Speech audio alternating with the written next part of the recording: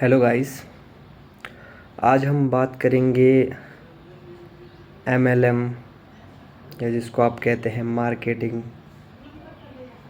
उस कंपनी के बारे में कि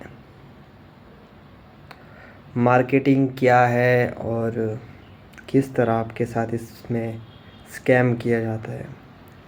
क्योंकि मैं भी स्कैम में फंसा था, तो आज हम उसी चीज़ के ऊपर बात करेंगे ताकि मेरी तरह कोई आगे ना फंसे। तो शुरुआत करते हैं।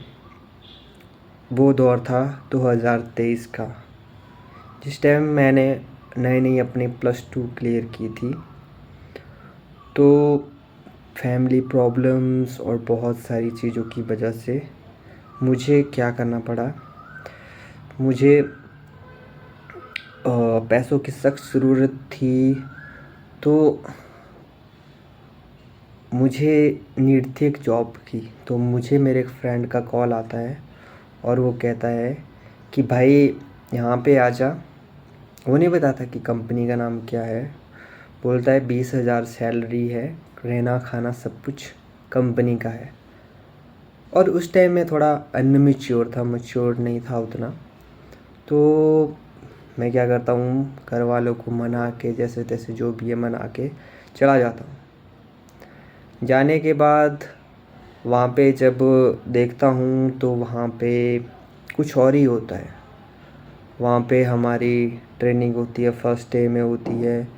फिर मैं देखता हूँ वहाँ पे जैसा वो बता रहा था वैसे तो कुछ भी नहीं है। उसमें वो बताते हैं कि डायरेक्ट सेलिंग के ऊपर बताते हैं, डायरेक्ट सेलिंग क्या है, क्यों ज़रूरी है। मतलब हमारा एक प्रकार से पूरे तरीके से ब्रेन वॉश कर देते हैं। फिर कंपनी की लीगैलिटी बताते हैं, कंपनी लीगल है, कंपनी में ये है वो है, इतना टर्नओवर ये वो। जब थर्ड डे आता है तो उस दिन मेन चीज़ उनका स्टार्ट होती है। फिर हमको 4 रैंक बताते हैं, ट्रेनर, टीम लीडर और असिस्टेंट मैनेजर और मैनेजर। तो अब सबसे ज़्यादा फोकस वो करते हैं कि आप क्या करो, मैनेजर रैंक से शॉपिंग करो या असिस्टेंट लीड मैनेजर रैंक से शॉपिंग करो, इसमें आपको क्या अच्छा खासा बेनिफिट होगा। तो वो इसी चीज़ के ऊपर फोकस करते हैं। मैं अब शरीफ सा लड़का था उस टाइम, उतना पता भी नहीं था। तो क्या करते हैं, फिर उसके बाद वो मुझे कुछ टाइम देते हैं पैसा अरेंज करने का कि भैया आपको इतनी इतनी शॉपिंग करनी है। एक 40,000 और 48,500 की शॉपिंग होती थी, एक 83,500 की शॉपिंग होती थी। तो मैं कहीं ना कहीं से अरेंज कर लेता हूँ पैसे। आई थिंक 11,000 समथिंग, 11,500 मेरे पास होते हैं, जिससे मैं ट्रेनर रैंक से शॉपिंग करता हूँ।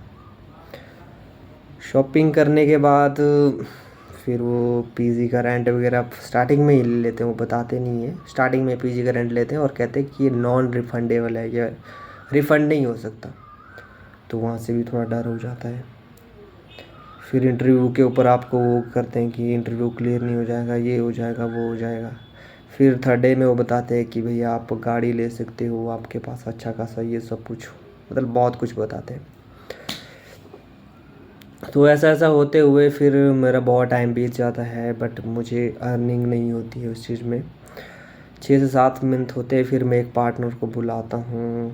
फिर वो 6 से 7 मंथ के बाद जाके वो बताते हैं कि आपको इसमें क्या करना पड़ेगा, आपको किसी पार्टनर को जोड़ना पड़ेगा, तब जाके ही आपको क्या होगी, अर्निंग होगी। तो आपको 3 बंदे जोड़ने पड़ेंगे।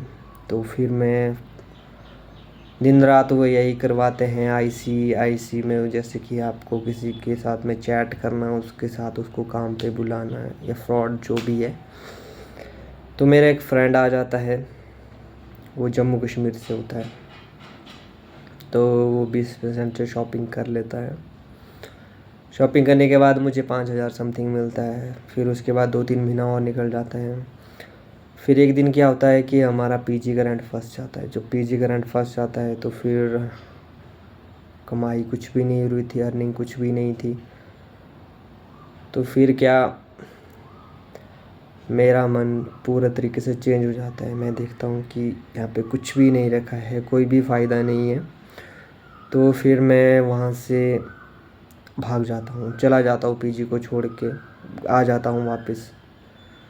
तो बस मैं इतना कहना चाहता हूँ कि अगर आपको भी किसी तरीके की कॉल आ रही है इस तरह की, तो समझ लो कि आप भी किसी स्पैम में फंसने वाले हो। क्योंकि ये जो MLM कंपनियाँ होती है वो कभी भी नहीं बताती है कि आपको क्या काम करना है, किस तरह करना है, कुछ भी नहीं बताती है स्टार्टिंग में। पहले आपसे पैसा ले लेती है, बाद में फिर आप उसमें फंस जाते हो, फिर आपको मजबूरन किसी न दूसरे को फंसाना पड़ता है।